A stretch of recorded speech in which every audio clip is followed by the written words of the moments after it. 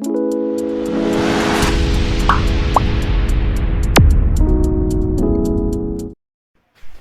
to Genius Classes. Myself Renuka Malik. I am the study of biochemistry and biotechnology. First, biochemistry and biotechnology. Course code Biochem 111. 111 का मतलब होता है part first, same first and one course, एक subject. फिर इसमें आते हैं credit hours. Credit hours होते हैं 3, 2+1.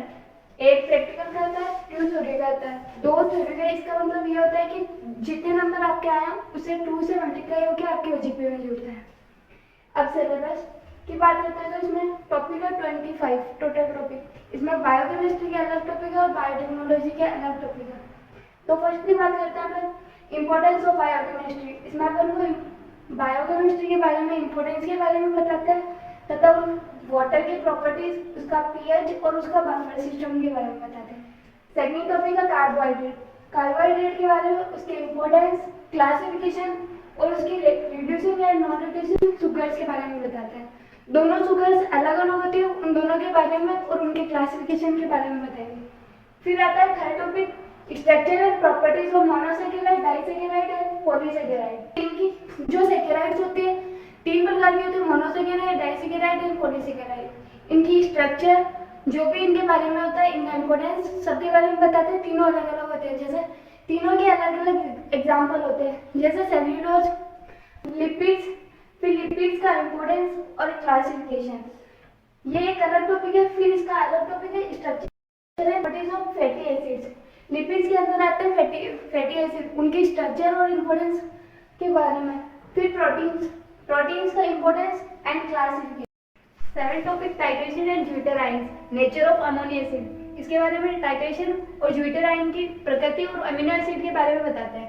8 टॉपिक है structural and organization of protein, जैसे प्रोटीन की उत्पत्ति कहाँ से होती है, उसकी संरचना कैसी होती है, उसके बारे में बताते हैं. 9 टॉपिक विटामिन्स का इंट्रोडक्शन, क्लासिफिकेशन और फंक्शन, उसके कार्यविधि के बारे में बताते हैं. 10th है एंजाइम होते हैं जो प्रोटीन से बने हुए होते हैं, इसकी जनरल प्रॉपर्टीज और क्लासिफिकेशन के बारे में बताते हैं. और 11th टॉपिक में इसकी मैकेनिज्म, इसके एलोरिस्टिक एंजाइम जो होते हैं उनके बारे में बताते हैं. 12th न्यूक्लिक एसिड है, इसमें इंपॉर्टेंस और क्लासिफिकेशन, स्ट्रक्चर ऑफ न्यूक्लियोटाइड्स के बारे में बताते हैं. 13 टॉपिक है secondary tertiary structure of nucleic acid. Nucleic acid की 3 संरचना होती है, प्राइमरी एंड सेकेंडरी, टर्शियरी. तो तीनों के बारे में अलग अलग बताते हैं, वो तीनों अलग अलग टॉपिक है. 14 metabolism of carbohydrate including glycolysis. इसमें उपापचय, कार्बोहाइड्रेट का उपापचय व ग्लाइकोलाइसिस चक्र के बारे में बताते हैं. TCA cycle and electron transport chain. इसमें टीसीए साइकिल के बारे में बताते हैं, इलेक्ट्रॉन ट्रांसपोर्ट चेन होती है उसके बारे में बताते हैं, उसका मेथड, स्ट्रक्चर जो भी है उसके बारे में पूरा बताते हैं. फिर आता है मेटाबॉलिज्म ऑफ लिपिड्स. इसमें आता है बीटा ऑक्सीडेशन एंड बायोसिंथेसिस. इसमें पहले तो लिपिड्स की मेटाबॉलिज्म, उपापचय क्रियाओं के बारे में बताते हैं, फिर उसका बीटा ऑक्सीडेशन होता है उसके बारे में समझाता है, फिर बायोसिंथेसिस. फिर आता है इसका पार्ट सेकंड, जो सेकंड सब्जेक्ट है बायोटेक्नोलॉजी, वो.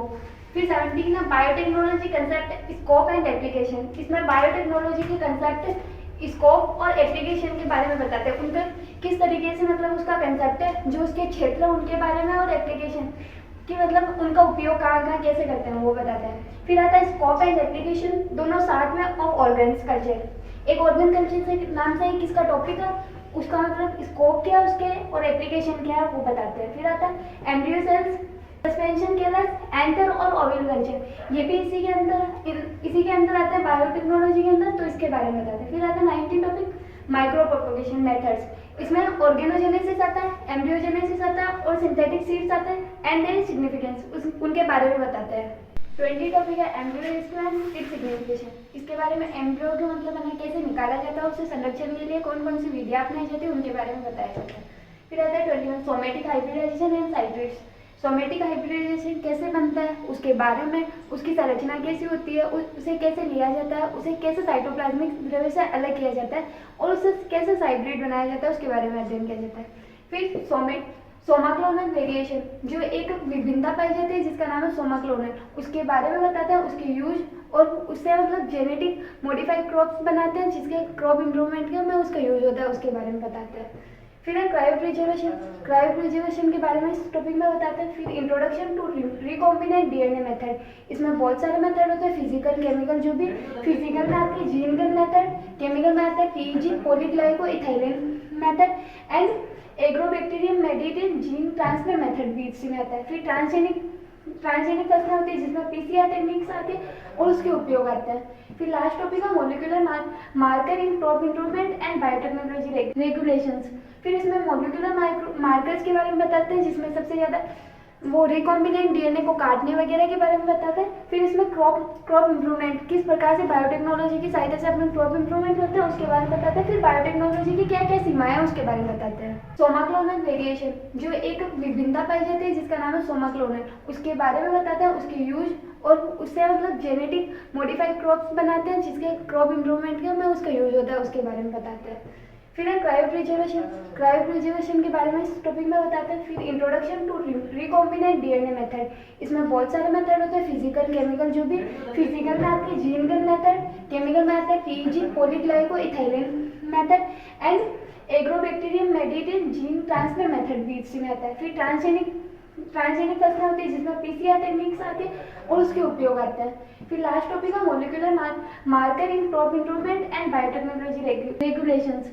फिर इसमें मॉलिक्यूलर मार्कर्स के बारे में बताते हैं जिसमें सबसे ज़्यादा वो रिकॉम्बिनेंट डीएनए को काटने वगैरह के बारे में बताते हैं। फिर इसमें क्रॉप इंप्रूवमेंट, किस प्रकार से बायोटेक्नोलॉजी की सहायता से अपने क्रॉप इंप्रूवमेंट करते हैं उसके बारे में बताते हैं। फिर बायोटेक्नोलॉजी की क्या क्या सीमाएं हैं उसके बारे में बताते हैं। फादर ऑफ बायोटेक्नोलॉजी पॉल इरेकी, शब्द दिया था 1919 में। फिर father of biochemistry Paul Alexander Newberg, इसे मॉडर्न बायोकेमिस्ट्री के फादर भी कहते हैं। इन्होंने शब्द दिया था 1903 में। बायोटेक्नोलॉजी शब्द है वो नया शब्द है परंतु ये प्रक्रिया जो प्राचीन समय से चली आ रही है। फिर बायोकेमिस्ट्री वर्ड है वो ग्रीक शब्द है, दो ग्रीक शब्दों से मिलकर बना बायोस प्लस केमिस्ट्री। बायोस का मतलब होता है लिविंग ऑर्गेनिज्म और केमिस्ट्री का मतलब होता है मेटाबॉलिज्म रिएक्शन या किसी भी लिविंग ऑर्गेनिज्म में होने वाले केमिकल रिएक्शन। बायोकेमिस्ट्री जीव रसायन के अंतर्गत होने वाले विभिन्न उपापचय व मेटाबॉलिज्म क्रियाओं के बारे में जैसे उनका ऊर्जा स्थानांतरण उसके बारे में अध्ययन किया जाता है। और बायोटेक्नोलॉजी में किसका वो भी कोई भी मानव सूक्ष्म जीवों द्वारा मानव उपयोगी के लिए जो वस्तुएं या उत्पाद तैयार किए गए हैं उनका अध्ययन किया जाता है। यह बायोटेक्नोलॉजी एक प्रोसेस है जो प्राचीन काल से चली आ रही है, पर बायोटेक्नोलॉजी शब्द है वो नया शब्द है।